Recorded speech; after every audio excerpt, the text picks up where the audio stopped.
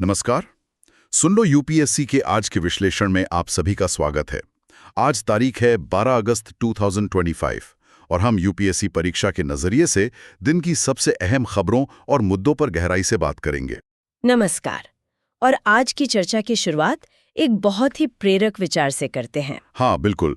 मशहूर coach wins लम्बार्डी ने कहा था, the difference between a successful person and others is not a lack of strength, not a lack of knowledge, but rather a lack of will. बिल्कुल। मतलब एक सफल व्यक्ति और दूसरों के बीच का अंतर ताकत की कमी नहीं, ज्ञान की कमी नहीं, बल्कि इच्छा शक्ति यानी विल की कमी है। और यूपीएससी की ये जो लंबी और कठिन यात्रा है, इसमें इच्छा शक्ति, डिटर्मिनेशन, ये सबसे बड़ा हथियार है। इसी दृढ़ इच्छा शक्ति के साथ हमें आगे बढ़ना है। एकदम सही। तो इसी डिटर्मिनेशन के साथ चलिए आज के जरूरी विषयों को समझते हैं। आज हमारे पास polity, governance, social justice, international relations, economy और एनवायरनमेंट से जुड़े कई महत्वपूर्ण अपडेट्स हैं। खास तौर पर यूपीएससी जीएस पेपर 2 और पेपर 3 के लिए काफी कुछ है। शुरुआत करते हैं पॉलिटी, गवर्नेंस और सोशल जस्टिस से, जो जीएस पेपर 2 का एक बहुत ही महत्वपूर्ण हिस्सा है। पहला मुद्दा जो काफी चर्चा में है वो है आवारा कुत्तों का, यानी स्ट्रे डॉग्स का इशू। हाँ, इस पर सुप्रीम कोर्ट का एक अहम निर्देश आया है, खास तौर पर दिल्ली एनसीआर रीजन के लिए। क्या निर्देश है ये? थोड़ा विस्तार से बताएं। देखिए, कोर्ट ने बहुत सख्ती से कहा है कि दिल्ली एनसीआर में जितने भी आवारा कुत्ते हैं उन सबको पकड़ा जाए और उन्हें शेल्टर्स में, मतलब आश्रय गृहों में रखा जाए। अच्छा। और कोर्ट ने ये भी कहा है कि उन्हें वापस नहीं छोड़ा जाना चाहिए, मतलब कैप्चर एंड कीप। एग्जैक्टली। उन्हें वापस उनके इलाके में छोड़ने पर रोक लगाने की बात कही गई है। कोर्ट ने इसके पीछे जो कारण बताया है वो है डॉग बाइट्स, यानी कुत्तों के काटने की बढ़ती घटनाएं और उससे फैलने वाले रेबीज का गंभीर खतरा। ये तो वाकई एक बड़ा निर्देश है, लेकिन क्या ये मौजूदा नियमों के हिसाब से है? मुझे याद है कुछ एनिमल बर्थ कंट्रोल रूल्स भी हैं। बिल्कुल सही पॉइंट उठाया आपने।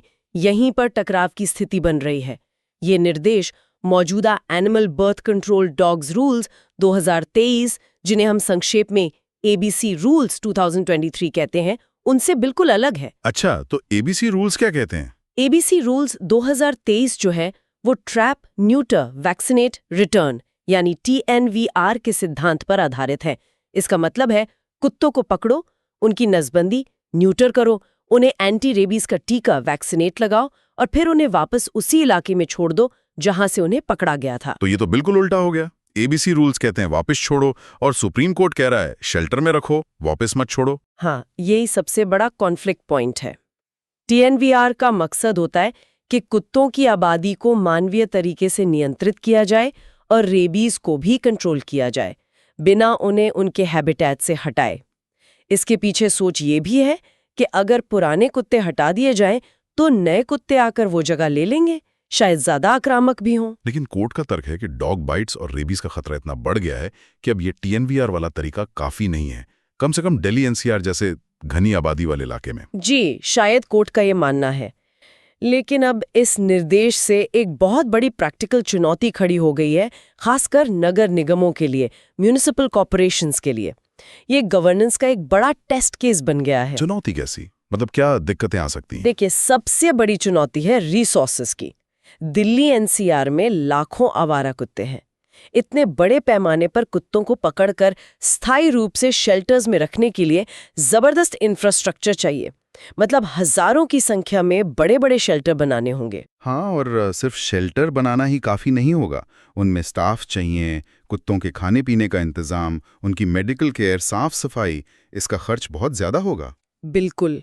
इसके लिए भारी भरकम फंड्स की जरूरत पड़ेगी। क्या नगर निगमों के पास इतने फंड्स हैं? क्या उनके पास इतनी जमीन है शेल्टर बनाने के लिए? क्या उनके पास इतने ट्रेन्ड पर्सनल हैं जो इन कुत्तों की देखभाल कर सकें? ये सब बहुत बड़े सवाल हैं। तो मतलब कोर्ट के निर्देश की प्रैक्टिकलिटी पर ही एक बड़ा प्रश्न चिन्ह लग गया है। क्या ये ज़मीनी हकीकत में लागू हो पाएगा? यही चिंता का विषय है। एनिमल वेलफेयर ग्रुप्स भी इस पर सवाल उठा रहे हैं। उनका कहना है कि कुत्तों को इस तरह कैद करके रखना उनके लिए क्रूरता होगी और ये एबीसी रूल्स की भावना के खिलाफ है। दूसरी तरफ RWAs, रेजिडेंट वेलफेयर एसोसिएशंस और आम नागरिक शायद इस फैसले का स्वागत करें क्योंकि वो कुत्तों के डर से परेशान हैं। तो ये एक तरह से एनिमल राइट्स बनाम पब्लिक हेल्थ एंड सेफ्टी का मुद्दा बन गया है। और इसमें नगर निकाय की एडमिनिस्ट्रेटिव कैपेसिटी भी एक अहम पहलू है। यूपीएससी मेंस के लिहाज से ये एक बेहतरीन केस स्टडी है जिसमें कई डायमेंशंस हैं, लीगल, एथिकल, एडमिनिस्ट्रेटिव, सोशल। बिल्कुल, इस पे सवाल बन सकता है कि सुप्रीम कोर्ट के इस निर्देश से उपजे विभिन्न हितों के टकराव का आलोचनात्मक विश्लेषण करें। इसमें आपको एबीसी रूल्स, कोर्ट के तर्क, नगर निगमों की चुनौतियां, पशु अधिकार और जन सुरक्षा सबके बारे में लिखना होगा। अच्छा, गवर्नेंस की बात चल रही है तो एक और खबर पर आते हैं जो पार्लियामेंट्री फंक्शनिंग से जुड़ी है। लोकसभा में हाल ही में विपक्ष के हंगामे और वॉकआउट के बीच कई महत्वपूर्ण बिल्स पास कर दिए गए। हाँ, ये भी एक चिंता का विषय बनता जा रहा है कि अहम कानून बिना पर्याप्त बहस और स्क्रूटनी के पास हो रहे हैं। इस बार जो बिल्स पास हुए हैं उनमें से कुछ काफी महत्वपूर्ण हैं। कौन कौन से बिल्स हैं? पहला है नेशनल स्पोर्ट्स गवर्नेंस बिल 2025। इसका घोषित मकसद है भारत में खेल प्रशासन में सुधार लाना। जो नेशनल स्पोर्ट्स फेडरेशंस एनएसएफ्स हैं, यानी राष्ट्रीय खेल संघ, उनमें पारदर्शिता, ट्रांसपेरेंसी और जवाबदेही, अकाउंटेबिलिटी बढ़ाना। अच्छा, खेल प्रशासन में सुधार की बात तो काफी समय से हो रही है। इस बिल में क्या खास प्रावधान है? इस बिल में 2 नई निकाय, 2 न्यू बॉडीज बनाने का प्रस्ताव है। एक है नेशनल स्पोर्ट्स बोर्ड एनएसबी और दूसरा है national sports tribunal NST. NSB का काम शायद पॉलिसी मेकिंग और ओवरसाइट का होगा, जबकि एनएसटी खेल संबंधी विवादों के निपटारे के लिए एक तरह का कोर्ट या ट्रिब्यूनल होगा। ये तो सुनने में अच्छा लग रहा है। स्पोर्ट्स गवर्नेंस में अक्सर विवाद होते रहते हैं, तो एक डेडिकेटेड ट्रिब्यूनल शायद मदद करे। और दूसरा बिल कौन सा है? दूसरा है national anti doping amendment bill 2025। ये भारत के एंटी डोपिंग कानूनों को वर्ल्ड एंटी डोपिंग एजेंसी यानी वाडा के जो अंतर्राष्ट्रीय मानक है, वाडा कोड, उनके अनुरूप लाने के लिए है। भारत वाडा का सिग्नेटरी है, तो हमें अपने नियम उनके हिसाब से रखने होते हैं। हाँ, डोपिंग खेलों में एक बड़ी समस्या है, तो ये जरूरी कदम है। और कोई बिल? एक और अहम बिल है रिवाइज्ड इनकम टैक्स बिल 2025। ये मौजूदा इनकम टैक्स एक्ट 1961, जो काफी पुराना और जटिल हो गया है, उसको बदलने की कोशिश है। मकसद है एक सरल, आधुनिक टैक्स कोड लाना।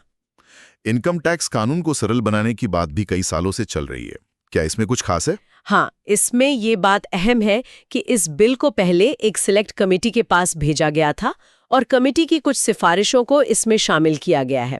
सिलेक्ट कमिटीज या स्टैंडिंग कमिटीज का काम होता है बिल की गहन जांच करना, स्टेक होल्डर्स से बात करना।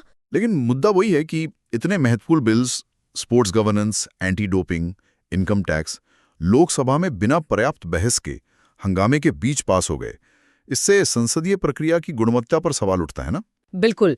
स्वस्थ लोकतंत्र के लिए जरूरी है कि कानूनों पर ठीक से चर्चा हो, उनके हर पहलू पर विचार विमर्श हो, विपक्ष को अपनी बात रखने का पूरा मौका मिले। अगर बिल्स शोर शराबे में पास हो जाएंगे तो उनमें कमियां रह जाने का खतरा रहता है और ये संसदीय कामकाज की गरिमा को भी कम करता है। हाँ, ये डेमोक्रेटिक अकाउंटेबिलिटी के लिए अच्छा संकेत नहीं है। चलिए अब शिक्षा के क्षेत्र में चलते हैं। Central board of secondary education CBSE ने एक नया प्रस्ताव रखा है। जी, सीबीएसई ने प्रस्ताव दिया है कि क्लास 9th के लिए 2026-27 के एकेडमिक सेशन से ओपन बुक एग्जामिनेशंस OBEs शुरू किए जाएं। ओपन बुक एग्जाम्स मतलब छात्र परीक्षा में किताबें ले जा सकेंगे? हाँ बिल्कुल, लेकिन ये सभी विषयों के लिए या फाइनल एग्जाम के तौर पर नहीं है।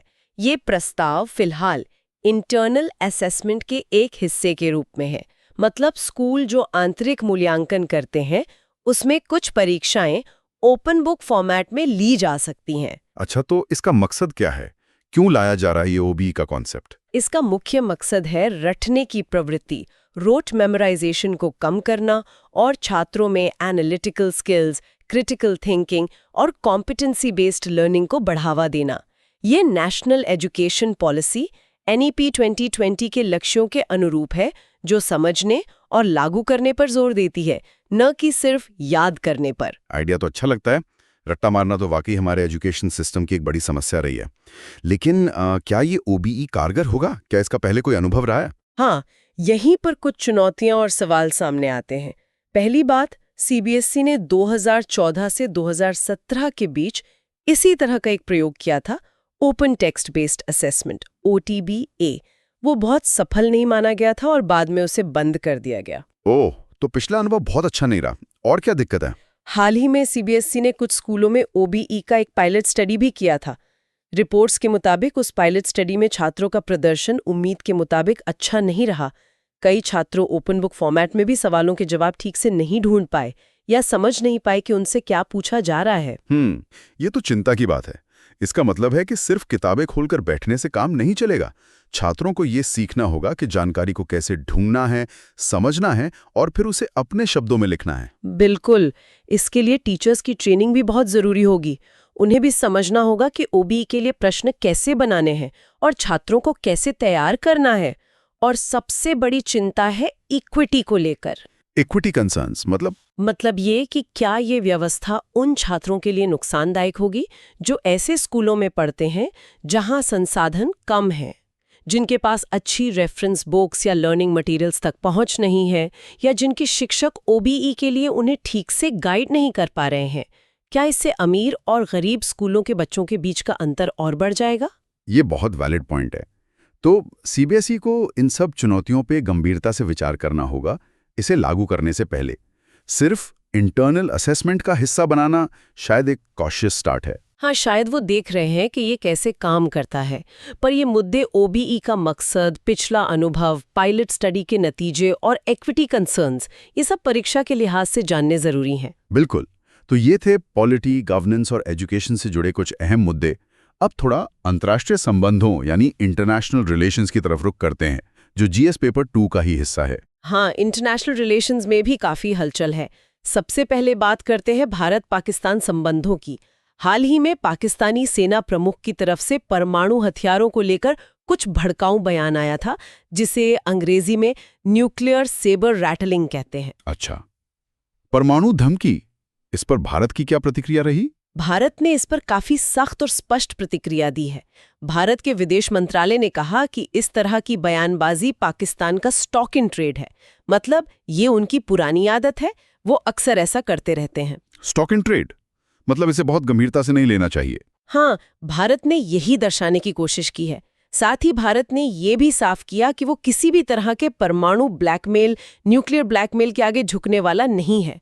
और एक कदम आगे बढ़ते हुए भारत ने पाकिस्तान को एक गैर जिम्मेदार परमाणु राज्य, इररिस्पॉन्सिबल न्यूक्लियर स्टेट करार दिया। ये काफी कड़ा शब्द है, इररिस्पॉन्सिबल न्यूक्लियर स्टेट।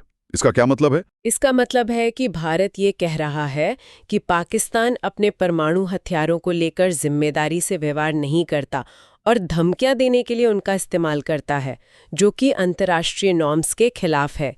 ये दिखाता है कि दोनों देशों के बीच तनाव अभी भी काफी ज्यादा है, खासकर परमाणु मुद्दे को लेकर। ये क्षेत्रीय स्थिरता के लिए चिंता की बात है। खैर, दूसरी तरफ देखते हैं। भारत अपने पूर्वी पड़ोसियों के साथ संबंध मजबूत कर रहा है अपनी एक्ट ईस्ट पॉलिसी के तहत। जी हाँ, इसी सिलसिले में दिल्ली में तीसरी India Singapore ministerial round table आयोजन हुआ। ये भारत और सिंगापुर के बीच उच्च स्तरीय बातचीत का एक महत्वपूर्ण मंच है। अच्छा, इस बार ISMR में किन मुद्दों पर फोकस रहा? इस बार की बैठक में 6 प्रमुख क्षेत्रों में सहयोग को और गहरा करने पर ध्यान केंद्रित किया गया। इनमें सेमीकंडक्टर्स का क्षेत्र बहुत महत्वपूर्ण है, क्योंकि भारत इसमें आत्मनिर्भर बनना चाहता है। सेमीकंडक्टर्स तो आज के दौर में बहुत स्ट्रेटेजिक इंपॉर्टेंस रखते हैं। और कौन से क्षेत्र थे? इसके अलावा green and digital shipping corridor बनाने पर भी बात हुई। ये एनवायरनमेंट फ्रेंडली और टेक्नोलॉजिकली एडवांस्ड समुद्री परिवहन मार्ग बनाने की पहल है।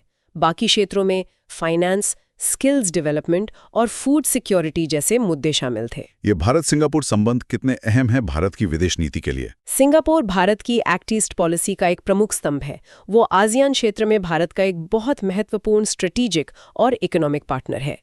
ये ISMR जैसी बैठकें दिखाती हैं कि दोनों देश अपने संबंधों को और ज्यादा स्ट्रेटेजिक इंटीग्रेशन की तरफ ले जा रहे हैं, मतलब रणनीतिक रूप से और करीब आ रहे हैं। बिल्कुल। अब जरा पश्चिम एशिया की ओर देखें। गाजा पट्टी का संकट लगातार गहराता जा रहा है। हाँ, गाजा में स्थिति वाकई बहुत भयावह है। इसे एक बड़ी मानवीय त्रासदी, ह्यूमैनिटेरियन कैटास्ट्रोफी कहा जा रहा है।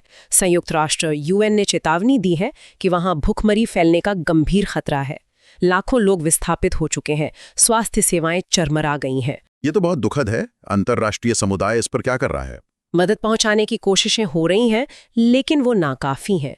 एक दिलचस्प घटनाक्रम ये हो रहा है कि कई पश्चिमी देश जो पारंपरिक रूप से इस मुद्दे पर इजराइल के ज्यादा करीब माने जाते थे, अब धीरे-धीरे एक स्वतंत्र फिलिस्तीनी राज्य इंडिपेंडेंट पैलेस्टाइन स्टेट को मान्यता देने की ओर झुकते दिख रहे हैं। सच में? कौन से देश हैं ये? खबरों के मुताबिक ऑस्ट्रेलिया, फ्रांस, यूके और कनाडा जैसे देश इस दिशा में विचार कर रहे हैं या संकेत दे रहे हैं।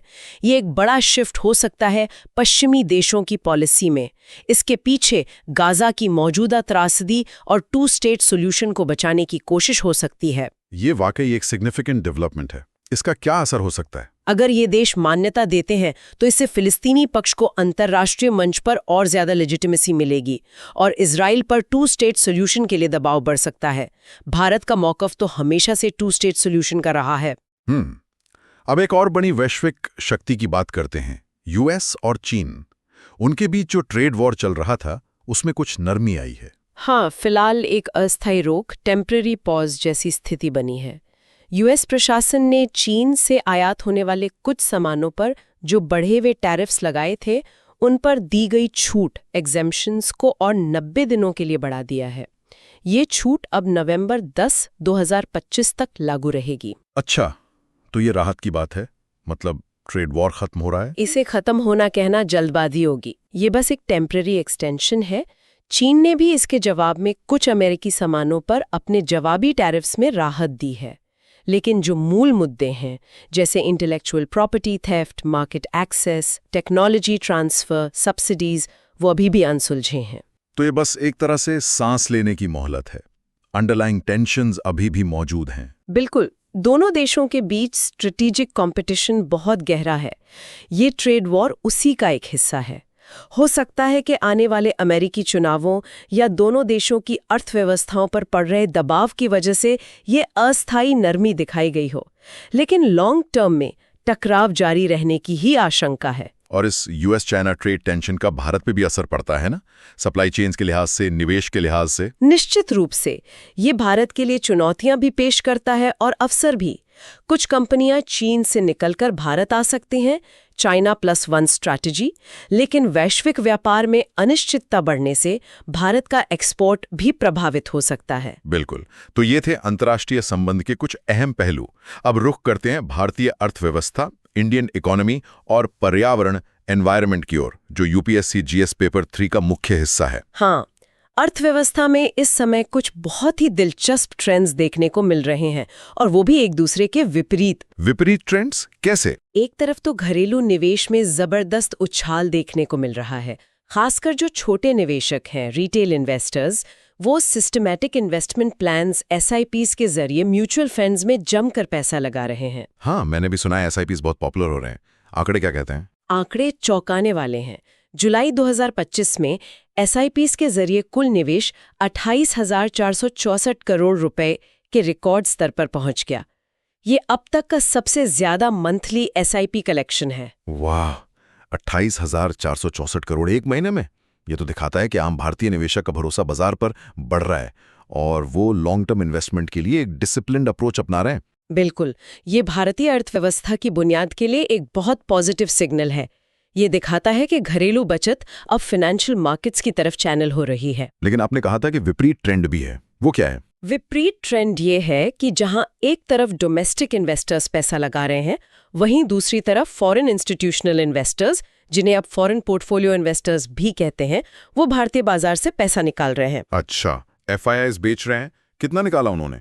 जुलाई 2025 के महीने में FIIs ने भारतीय इक्विटी मार्केट से करीब 17,741 करोड़ रुपए, 17,741 करोड़ रुपीस की शुद्ध बिकवाली नेट सेलिंग की है। मतलब उन्होंने जितना शेयर्स खरीदे उससे कहीं ज्यादा बेच दिए। ये तो काफी बड़ा आउटफ्लो है। एक तरफ डोमेस्टिक इनफ्लो रिकॉर्ड बना रहा है, दूसरी तरफ फॉरेन आउटफ्लो इतना ज्यादा। इसका क्या मतलब निकाला जाए? यहीं पर एक कॉन्सेप्ट चर्चा में आ रहा है, the great Indian decoupling. Great Indian decoupling, ये क्या है? डीकपलिंग का मतलब होता है अलग हो जाना। तो ये थियोरी कहती है कि क्या भारतीय शेयर बाजार अब विदेशी पूंजी के उतार चढ़ाव से डीकपल्ड हो रहा है। मतलब क्या FIIs की बिकवाली का असर अब भारतीय बाजार पर उतना नहीं पड़ रहा जितना पहले पड़ता था, क्योंकि घरेलू निवेशक उसे संभाल रहे हैं? हाँ, ये तो सोचने वाली बात है। क्या ऐसा हो रहा है? कुछ हद तक ऐसा दिख रहा है। डोमेस्टिक इंस्टीट्यूशनल इन्वेस्टर्स यानी DIIs, जिनमें म्यूचुअल फंड्स, इंश्योरेंस कंपनीज वगैरह आते हैं, उनकी खरीदारी FIIs की बिकवाली को कुशन कर रही है। आंकड़े बताते हैं कि भारतीय बाजार में DIIs की हिस्सेदारी अब FIIs से ज्यादा हो गई है। ये एक बड़ा स्ट्रक्चरल शिफ्ट है। तो ये तो अच्छी बात है। मतलब भारतीय बाजार ज्यादा आत्मनिर्भर बन रहा है, डोमेस्टिक मनी पर ज्यादा टिक रहा है। हाँ, इसे एक पॉजिटिव डेवलपमेंट माना जा सकता है। ये बाजार में स्टेबिलिटी लाता है और बाहरी झटकों यानी एक्सटर्नल शॉक्स का असर कम करता है। लेकिन FIIs का पैसा निकालना भी चिंता का विषय है, खासकर एक सेक्टर के लिए। किस सेक्टर के लिए? IT sector. FIIs की जो ये बिकवाली हो रही है, उसमें सबसे ज्यादा चोट इंफॉर्मेशन टेक्नोलॉजी IT सेक्टर के शेयरों को पहुंची है। IT sector? ऐसा क्यों? भारत का IT सेक्टर तो काफी मजबूत माना जाता है। हाँ, माना जाता है, लेकिन पिछले कुछ समय से IT सेक्टर दबाव में है। FIIs ने अकेले 2025 में अब तक IT शेयरों से 50,000 करोड़ रुपए से ज्यादा की रकम निकाली है।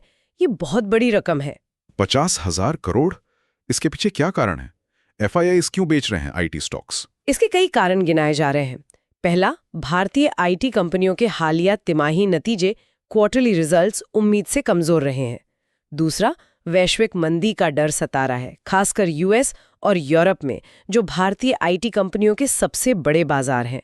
अगर वहां मंदी आती है तो IT स्पेंडिंग कम हो जाएगी। हाँ, ये तो लॉजिकल है।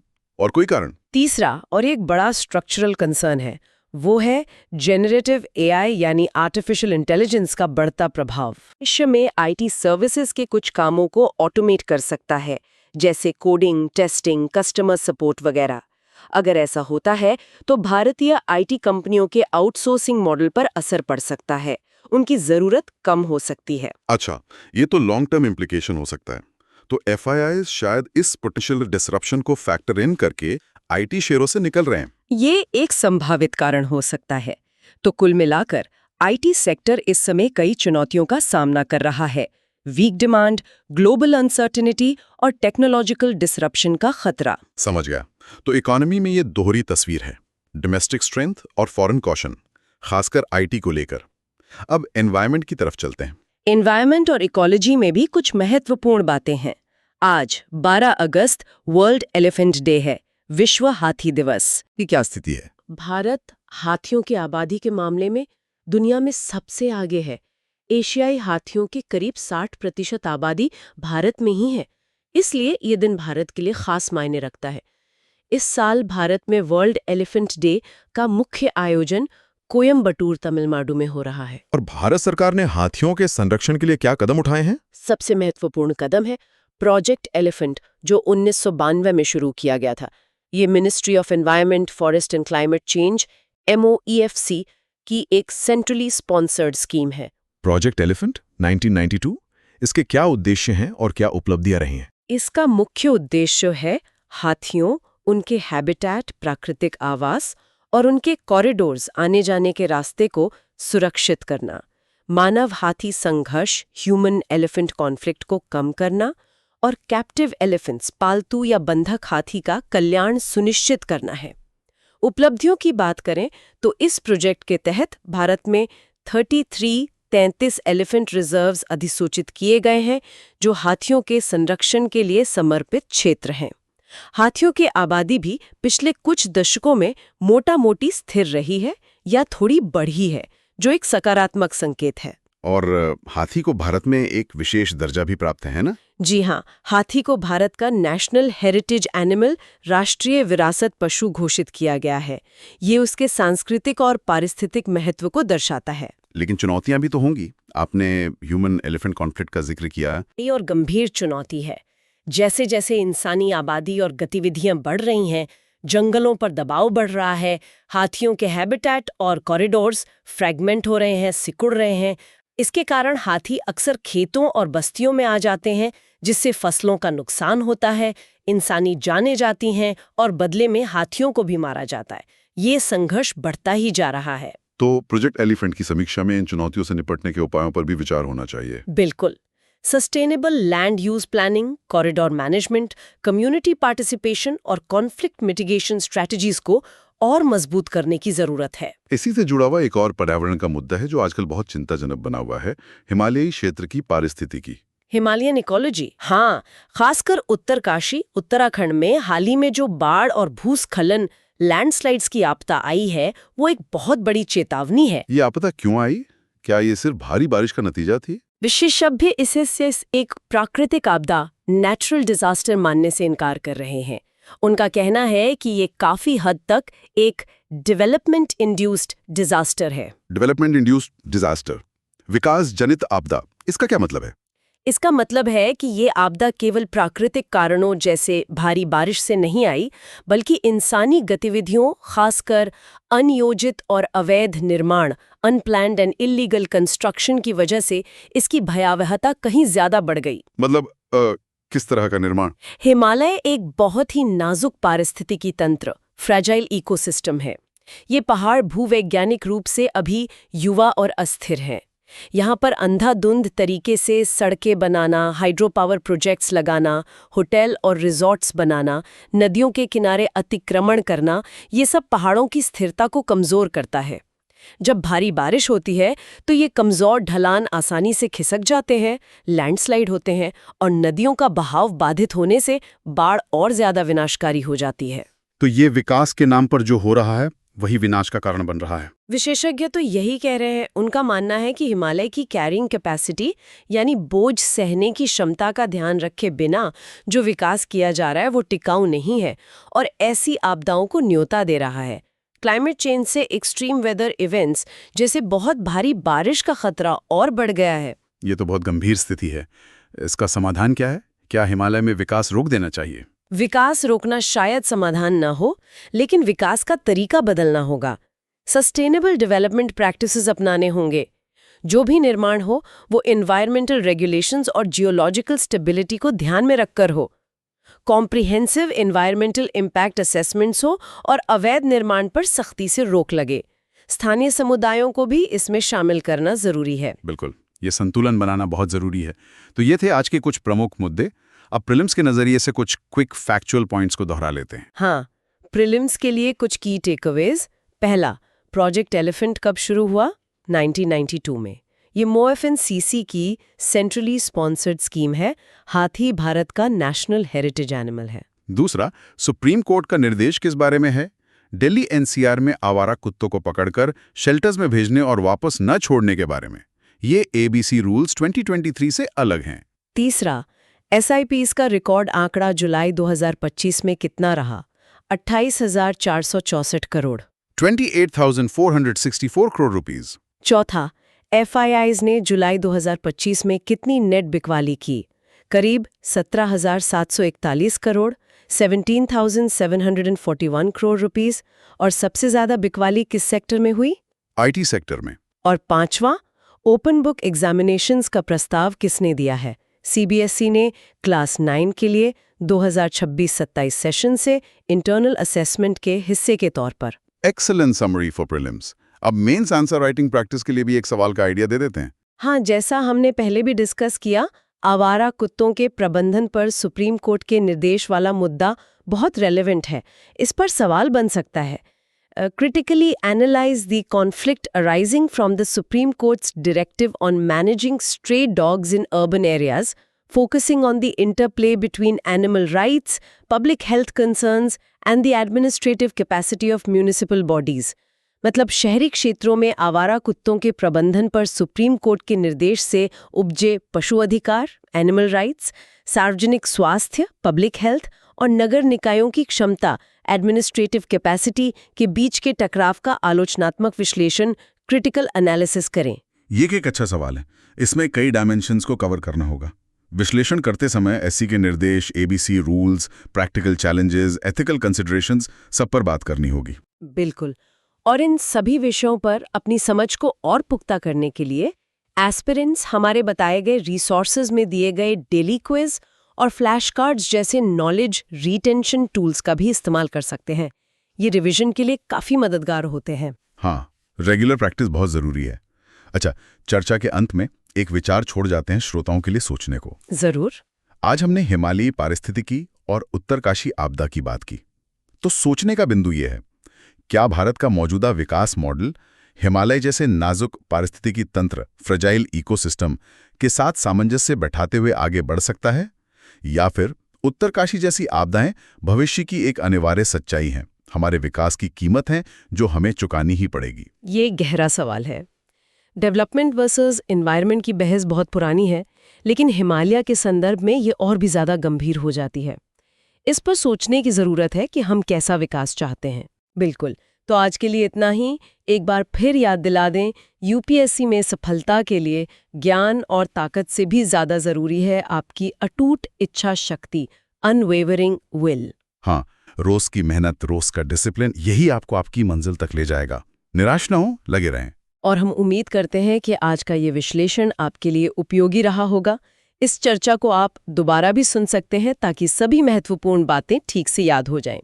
ये सिर्फ यूपीएससी परीक्षा के लिए ही नहीं, बल्कि दुनिया और देश को समझने के लिए भी फायदेमंद है। अगर आपको ये चर्चा पसंद आई और उपयोगी लगी तो कृपया सुन लो यूपीएससी यूट्यूब चैनल को लाइक करें, इस वीडियो को अपने दोस्तों के साथ शेयर करें, और आपकी कोई भी सवाल या सुझाव हो तो नीचे कमेंट सेक्शन में जरूर लिखें। और हाँ, चैनल को सब्सक्राइब करना बिल्कुल ना भूलें ताकि आपको हमारे आने वाले सभी विश्लेषण समय पर मिलते रहें। आप चाहें तो एक्सक्लूसिव कंटेंट और अन्य फायदों के लिए चैनल की मेंबरशिप भी ज्वाइन कर सकते हैं। और अंत में, अगर आपको हमारा ये प्रयास, हमारा काम वाकई में पसंद आ रहा है और आप हमें सपोर्ट करना चाहते हैं, तो आप सुपर थैंक्स फीचर का इस्तेमाल कर सकते हैं। आपका छोटा सा योगदान भी हमें इस चैनल को लंबे समय तक चलाने और बेहतर कंटेंट लाने में मदद करेगा। आप सभी के समय और ध्यान के लिए बहुत बहुत धन्यवाद। धन्यवाद। मिलते हैं अगले विश्लेषण में।